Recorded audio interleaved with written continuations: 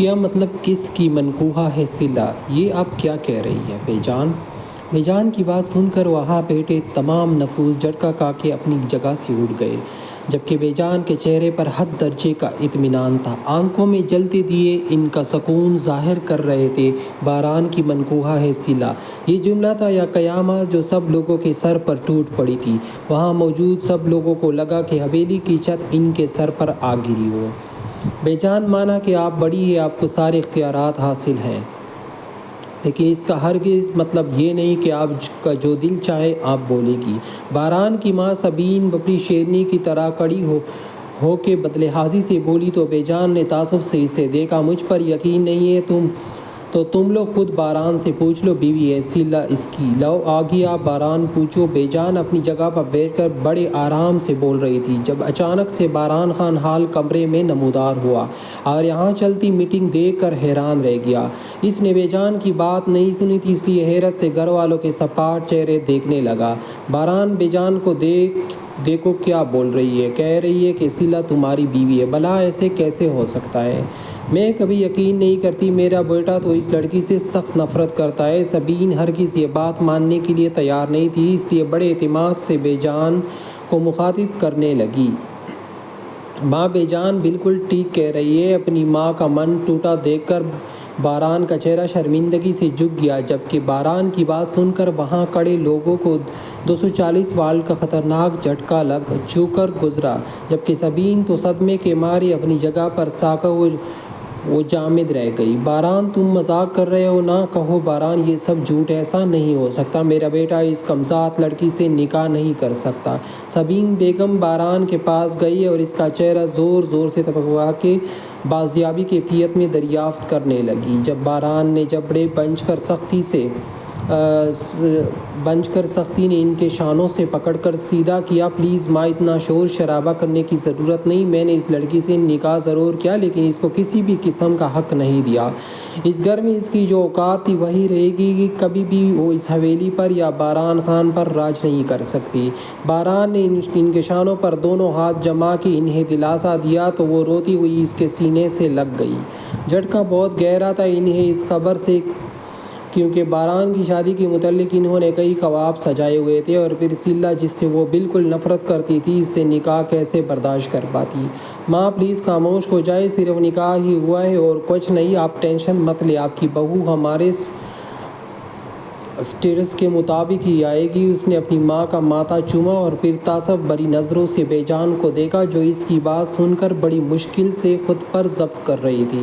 مجھے کراچی کے لیے نکلنا ہوگا ماں، میں ریڈی ہو جاتا ہوں۔ اس نے ماحول میں پہلی گرما گرمی ختم کرنے کے لیے سب کا رخ اپنے جانے کی طرف کرایا تو سب نارمل ہو کے اس کے لیے مختلف کاموں میں لگ گئے، لیکن بے جان جانتی تھی سب کے اندر لاوا ابل رہا تھا جو اب صلہ پر ہی پڑتا۔ وہ آنکھوں پر سیاہ گلاس چڑھائے اپنا بیگ اٹھاتا کمرے سے نکلا تو کسی خیال کے تحت اس کے باہر کی طرف بڑھتے قدم رکے اور پھر وہ سیڑھیوں کی طرف جانے کے بجائے منزل کے آخری کمرے کی طرف بڑھا۔ آنکھوں میں طنز و تنفر کے شعلے جلائے وہ تیزی سے اس کے کمرے کی طرف بڑھ رہا تھا۔ اس کے کمرے کے پاس جا کے اس نے گلاس اتار کر شرٹ میں لگائے اور پھر بیگ وہیں رکھ کر سخت تنے ہوئے مغرور نقوص کے لیے کمرے میں داخل ہوا۔ کمرے کا دروازہ کھلنے کی آواز پر اس نے اپنا آنکھوں پر رکھا ہاتھ ہٹایا تو سامنے کھڑے مرد کو دیکھ کر جان ہونے لگی۔ نہ جانے کب سے وہ بیڈ پر بالکل سیدھی آنکھوں پر ہاتھ رکھ کے لیٹی تھی۔ باران کو دیکھ وہ اپنے حواسوں میں واپس آتی اٹھ کر بیٹھی تو احساس ہوا دوپٹہ اس کے پاس نہیں تھا۔ اس نے گھبرا کے بیڈ کے کنارے سے دوپٹہ اٹھایا اور پھر ڈر کے کھڑی ہو گئی۔ اس کے اٹھتے ہی باران دھیرے دھیرے قدم بڑھاتا اس کی طرف آنے لگا تو صلہ کے گلے میں خوف کی گھنٹی ابھر کر معدوم ہوئی تھی۔ باران خان نے بری طرح سے جبڑے بنچے ہوئے تھے جسے دیکھ کر اندازہ ہو رہا تھا کہ وہ کتنا غصہ اور نفرت ضبط کیا ہوا تھا۔ صلہ کے ماتھے پر خوف سے پسینے کی ننھی بوندیں نمودار ہونے لگی۔ الفاظ تھے کہ زبان سے روٹھ گئے تھے۔ وہ چاہ کے بھی منہ سے کچھ بول نہیں پا رہی تھی۔ تمہیں کیا لگتا ہے تم نے مجھ سے نکاح کر لیا تو اس حویلی پر آرام سے راج کر لوں گی؟ بے جان تمہاری باتوں میں آ سکتی ہے لیکن بہران خان کبھی بھی ایسی غلطی نہیں کر سکتا۔ ابھی تو میں جا رہا ہوں لیکن دعا کرنا کہ بہران واپس حیدرآباد نہ آئے، کیونکہ پھر تمہاری زندگی میں صرف اور صرف اذیت ہوگی۔ پل پل تم میں میری نفرت سہنی ہوگی، میرا قہر برداشت کرنا ہوگا۔ اس نے اپنے ہاتھ سے سلہ کا منہ دبوچا اور پھر چبا چبا کے لفظ ادا کرتا نفرت سے اسے دیکھ کر تنبیہ کرتا باہر کی طرف لپکا۔ اسے پہلے اس لڑکی سے اتنی نفرت نہیں تھی، لیکن جب سے وہ اس کے نکاح میں آئی تھی تب سے وہ لڑکی اس کے آوازوں پر بری طرح سوار ہو گئی تھی۔ اس کا بس نہیں چل رہا تھا کہ اس لڑکی کو جان سے ہی مار دے۔ سلہ کو ڈرا دھمکا کے وہ مغرور خانزادہ آنکھوں پر گلاس اور لبوں پر دھیمی سی مسکراہٹ سجا کے کمرے سے باہر نکل گیا تھا، جبکہ اس کے ذاتی خوف سے تراتی سلہ گٹ گٹ کر رونے لگی۔ نیلگو آسمان پر پہلی آفتاب کی سنہری شعاعیں اب دھیرے دھیرے سے مدھم پڑ رہی تھی۔ سفید بادل آسمان پر سیر کرتے دکھائی دیتے۔ مختلف پھلوں کی خوشبو نے بائرن ریاست کے دارالحکومت میونخ کی فضا کو معطر کر دیا تھا۔ جرمنی کے خوبصورت اور ربگین شہر میونخ کی وکٹورین مارکیٹ میں اس وقت ہلکی پھلکی چہل پہل تھی۔ چھوٹی بڑی دکانیں، ریسٹورنٹ اور کیفیز پر کافی رونق تھی۔ وہیں ایک کافی شاپ میں وہ پرسکون سا بیٹا کسی غیر مرئی نکتے کو گھور رہا تھا۔ بلیک جینز اور ڈارک گرین سویٹس پہنا وہ لمبا لیکن پتلا دبلا لڑکا تھا۔ اس کے سامنے میز پر کافی کا مگ اور ایک کتاب بھی رکھی ہوئی تھی، لیکن وہ کسی اور ہی خیال میں گم تھا، شاید اس کے جسے وہ پاکستان میں چھوڑ آیا تھا۔ اس نے ٹیکنیکل یونیورسٹی آف میونخ میں ایڈمیشن لیا تھا۔ وہ انجینئرنگ کا اسٹوڈنٹ تھا۔ خاندانی بزنس سے کوئی دلچسپی نہ ہونے کی وجہ سے اس نے انجینئر بننا مناسب سمجھا تھا۔ ہیلو، کیا میں یہاں بیٹھ سکتی ہوں؟ اس کی سوچوں کی تناویں نسوانی آواز سے ٹوٹی تو اس نے دھیرے سے سر اٹھا کے سامنے دیکھا۔ گلاب جیسے چہرے پر گلابی رنگ کا ترکش طرز کا اسکارف لیے، گورے رنگ کا کوٹ اور بلیک جینز پہنے وہ دراز قد لڑکی پوری توجہ سے اسے دیکھ رہی تھی۔ یس اسپورس، اس کا موڈ قطعاً ٹھیک نہیں تھا، لیکن وہ کسی سے اخلاق خراب نہیں کرتا، لہٰذا اس نے گڑیا جیسی اس لڑکی کو بیٹھنے کی اجازت دی تو وہ مسکرا کے اس کے سامنے والی کرسی پر بیٹھ گئی۔ حیدر نے دوبارہ گردن اچکا کے اسے نہیں دیکھا، بس پھر سے کپ ہونٹوں سے لگایا اور کتاب کھولی۔ آپ ٹم کے اسٹوڈنٹ ہیں نا؟ اس لڑکی کی کوئی توجہ نہ پا کے اس لڑکی نے خود ہی بات کرنے میں پہل کی۔ حیدر نے ایک طنز سے دیکھا اور پھر اصابات میں سر ہلا دیا۔ میں بھی وہی ہوتی ہوں۔ آپ کون سے ملک سے آئے؟ میرے خیال سے آپ پاکستانی۔ اس لڑکی نے خود ہی باتوں کا سلسلہ جاری رکھنے کی کوشش کی۔ آپ کا خیال تو درست ہے، لیکن آپ کو کیسے پتہ؟ اس کی بات سن کر حیدر تجسس سے پوچھنے لگا کہ اس نے اتنا پرفیکٹ تکا کیسے لگا لیا تھا؟ حالانکہ یہاں پر ہر ملک کے اسٹوڈنٹس دکھائی دیتے ہیں۔ اکثر پاکستانی کافی یا چائے ٹھنڈی کر کے پیتے ہیں، اور آپ کی کافی بھی کب سے ٹھنڈی ہو رہی تھی، اس لیے وہ لڑکی وہ پولن سے کہتی ہنستی تھی۔ ارد گرد کے ماحول سے فراموش وہ پرجوش سے حیدر کی جانب متوجہ تھی۔ Nice logic. حیدر نے اس کی ذہانت کی تعریف کی اور زیر لب مسکرا دیا، لیکن ایک دم ہی اس کی نظریں بے ساختہ اس لڑکی کی جانب اڑ گئی۔ وہ حیران سا رہ گیا۔ سامنے بیٹھی لڑکی بھلے حجاب میں مقید تھی، لیکن اس کے نین نقوش میں سلہ کی بہت شباہت آ رہی تھی۔ وہ بالکل سلہ جیسی تو نہیں تھی، لیکن اس کے چہرے پر کچھ ایسا تھا جو بالکل سلہ کے چہرے جیسا تھا۔ شاید معصومیت، اس لڑکی کی معصومیت بھی سلہ جیسی تھی۔ کوئی اور ہوتا تو کبھی نہیں مانتا کہ اس لڑکی میں سلہ جیسا کچھ ہے، کیونکہ یہ روئی کی گڑیا جیسے سرخ و سفید تھی۔ اس کی جلد کو دیکھ کر احساس ہوتا کہ ہاتھ لگا لوں تو میلی ہو جائے گی، جبکہ سلہ اتنی گوری نہیں، بس صاف ستھری رنگت کی مالکن تھی۔ لیکن حیدر وہ بچپن سے سلہ کے ساتھ رہا تھا، اس لیے اسے یہ لڑکی سلہ سے مشابہت رکھتی ہوئی لگی۔ آپ کہاں سے آئے؟ وہ گہری سوچ سے نکل کر بے ساختہ ہی پوچھ بیٹھا تھا۔ جی میں بھی پاکستان سے ہوں۔ آپ کس شہر سے ہیں؟ وہ بڑی معصومیت سے میز پر کینی ٹکائے اس پر چہرہ جمائے اس کو دیکھ کر استفسار کرنے لگی۔ حیدرآباد۔ اور آپ حیدرآباد؟ حیدر نے کتاب بند کر کے میز پر رکھی اور خود بھی اس کی جانب متوجہ ہو گیا۔ جی میں کراچی سے ہوں، بہت نرمی سے بتانے لگی۔ روشنی میں تو اس کا چہرہ یوں دمک رہا تھا جیسے وہ پری ہو۔ اس کا حولیہ دیکھ کر اندازہ ہو رہا تھا کہ وہ کسی بڑے گھر کی لڑکی ہے۔ واو کراچی، ویسے میرے بھائی بھی اکثر کراچی میں ہوتے لیکن میں آج تک نہیں گیا۔ روشنیوں کے شہر کراچی کی بڑی تعریفیں سنی ہیں۔ بھائی کا نام لیتی حیدر کے لبوں کو ایک خوب مسکان نے چھوا تو یہ سادہ لڑکا اس گڑیا جیسی لڑکی کو ہنستا ہوا بہت پیارا لگا۔ بالکل ہمارا شہر کراچی بہت خوبصورت ہے، کبھی آئیے گا، سیر کرائیں گے آپ کو۔ اس لڑکی نے کھلے دل سے اسے کراچی آنے کی دعوت دی تو ہنس کر رہ گیا۔ وکٹورین فوڈ اسٹریٹ پر اب رونق بڑھنے لگی تھی، کافی شاپ میں بھی اب رش بڑھ رہا تھا، جسے دیکھ حیدر کو ہاسٹل واپس جانے کا خیال آیا۔ فی الحال تو ہم میونخ میں ہیں، اس لیے ابھی یہاں کی سیر کرنے کا سوچے چلتا ہوں، پھر ملاقات ہوگی، وہ شوخ لہجے میں کہتا اپنی کتاب اٹھا کے کرسی کسا کے اٹھ کھڑا ہوا۔ آپ نے اپنا نام تو بتایا نہیں۔ اس کے اٹھنے پر وہ لڑکی یوں فکر مند ہوئی جیسے اس کی کتنی ضروری ٹرین چھوٹنے والی ہو۔ حیدر نے کندھا اچکا کے مختصر سا جواب دیا تو حیدر کا نام سن کر وہ دھیرے سے مسکرا دی۔ میرا نام حیات ہے، حیات جمال حسین۔ اس گلاب کے پھول جیسی لڑکی نے بھی پیاری سی مسکراہٹ حیدر کی جانب اچھالے اپنا نام بتایا تو اس کا نام سن کر سر کو جنبش دیتا حیدر کافی شاپ کی حدود سے واک آؤٹ کر گیا۔ کمرے نما کچن میں رکھی کانے کی گول میز پر وہ جلدی سامان ترتیب سے رکھ رہی تھی۔ پلیٹیں، چمچ، گلاس، ہر چیز سلیقے سے میز پر رکھی ہوئی تھی۔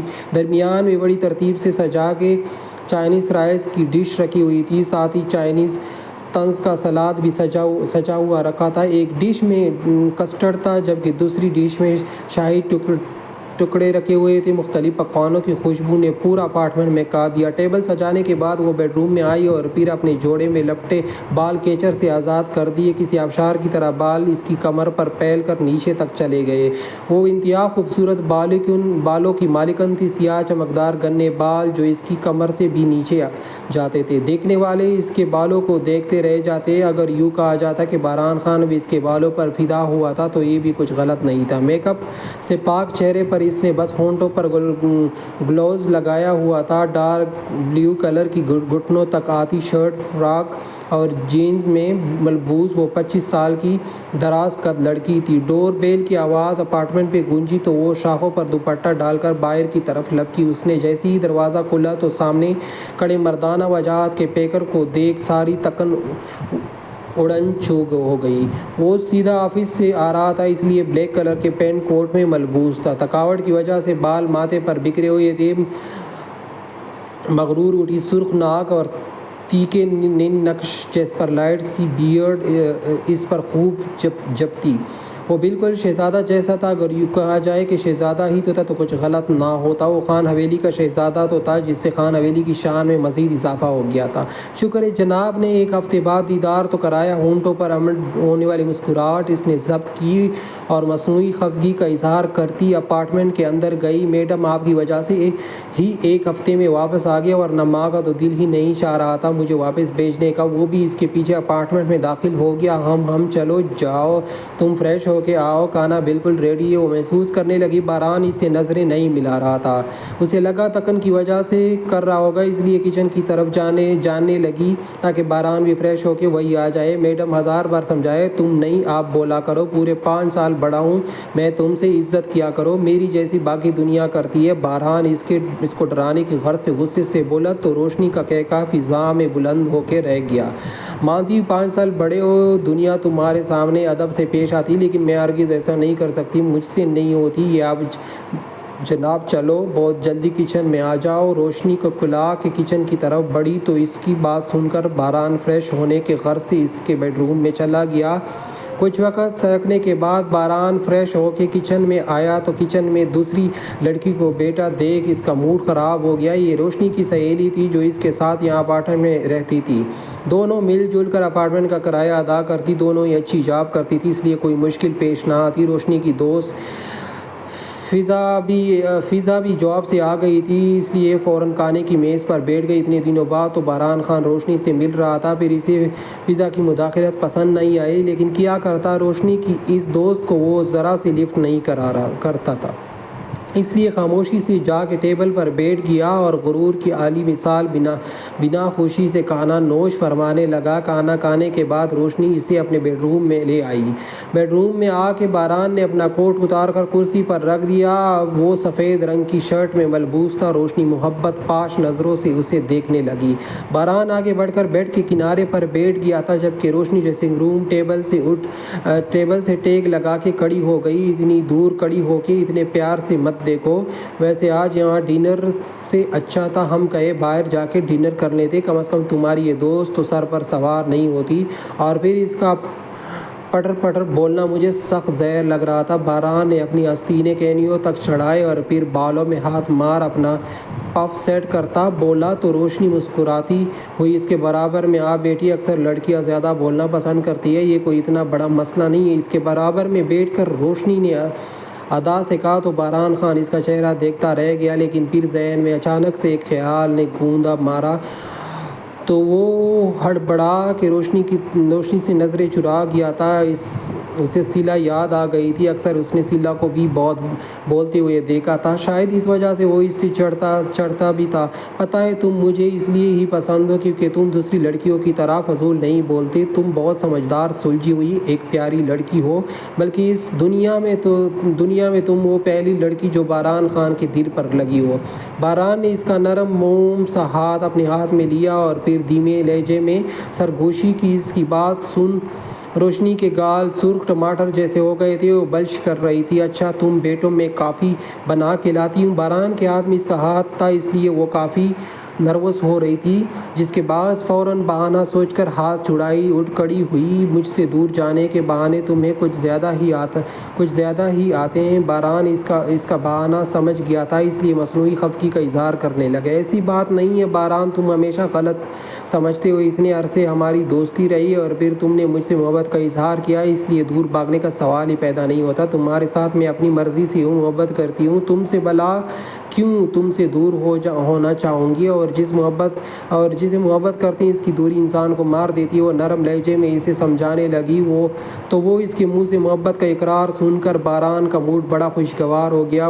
وہ بہت کم محبت کا اظہار کرتی تھی۔ چلو تم کافی بناؤ، میں بھی کچن میں آ جاتا ہوں۔ باران خان کی بات سن کر روشنی کمرے سے نکل کر کچن کی جانب لپکی تو باران بھی اس کے پیچھے چل دیا۔ وہ دونوں آمنے سامنے بیٹھ کر کافی انجوائے کر رہے تھے۔ دونوں ہی اپنی ٹف روٹین کے بعد بہت مشکل سے ایک دوسرے کے لیے وقت نکالتے۔ باران کی دوستی روشنی سے آفس کی میٹنگ میں ہی ہوئی تھی۔ وہ باران کے بزنس پارٹنر کی سیکرٹری تھی، تبھی دونوں کے درمیان اچھی بات چیت ہو گئی تھی۔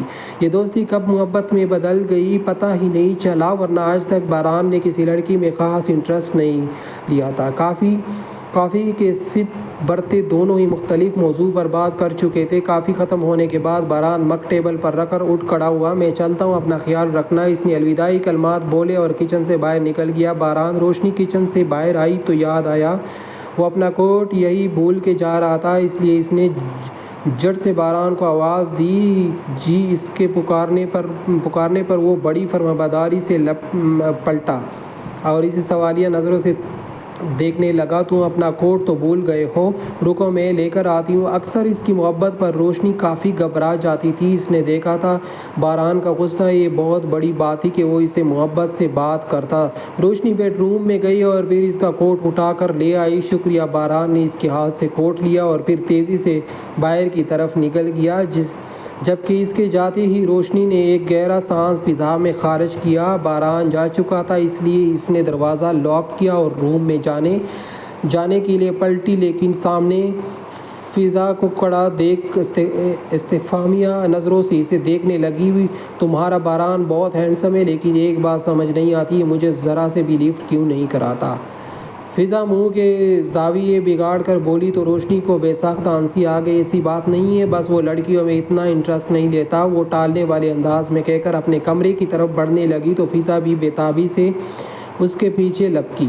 لڑکیوں میں انٹرسٹ نہیں لیتا تو تم کیا لڑکا ہو جو وہ تم میں اتنی دلچسپی لیتا ہے؟ فضا شرارت سے بول کر اس کے کمرے میں داخل ہو گئی تھی۔ روشنی نے اپنا دوپٹہ بیڈ پر پھینکا اور پھر بیڈ کی دوسری طرف جا کے قرآن سے ٹیک لگا کے بیٹھ گئی۔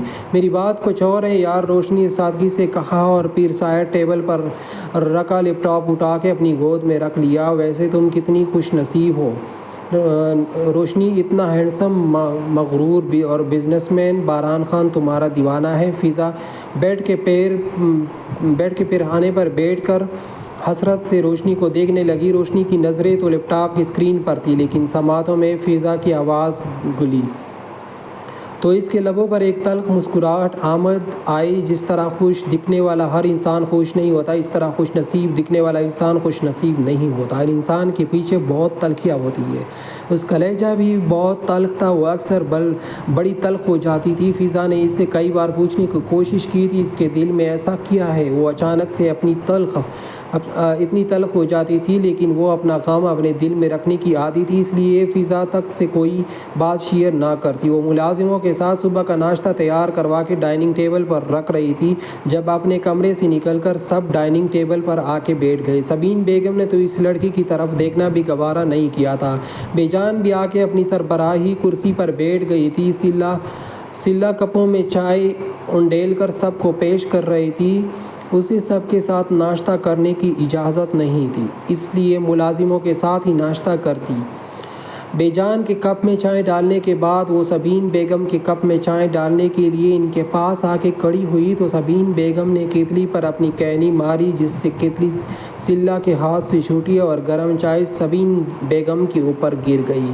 ہائے میں مر گئی، منحوس لڑکی، یہ کیا کرنے میں لگی ہوئی ہو؟ سبین تلش سے پٹی، فوراً اٹھی اور ایک زوردار تھپڑ سلہ کے منہ پر رسید کیا۔ یہ سب کچھ اتنا اچانک ہوا تھا کہ سلہ کو کچھ سمجھنے کا موقع ہی نہیں ملا۔ بے جان نے کہا جانے والی نظروں سے سبین کو دیکھا تھا۔ ہائے مجھے جلا دیا ہاشم، میں جل گئی، ہاسپٹل لے کر چلے، اس لڑکی نے مجھے جلا دیا۔ سبین بیگم نے روتے ہوئے دہائیاں دی تو ہاشم فوراً ان کو پکڑ کر باہر کی طرف لپکے تاکہ انہیں ہاسپٹل لے جا سکے۔ تمہارے ہاتھوں میں جان نہیں ہے کیا جو میری بہن کو مارنے پر تلی ہوئی ہے؟ پہلے ان کے بیٹے سے نکاح کر لیا اور اب ان کی جان لینا چاہتی ہو تاکہ کوئی تمہارے راستے میں نہ آئے۔ سبین اور ہاشم کے جاتے ہی عالیہ تیز آواز میں چلائی۔ سلہ خود میں سمٹی، آنکھوں میں آنسو لیے ساکت و جامد کھڑی تھی۔ بس عالیہ، اس نے جان بوجھ کر انہیں کیا، شرم نہیں آتی تم لوگوں کو؟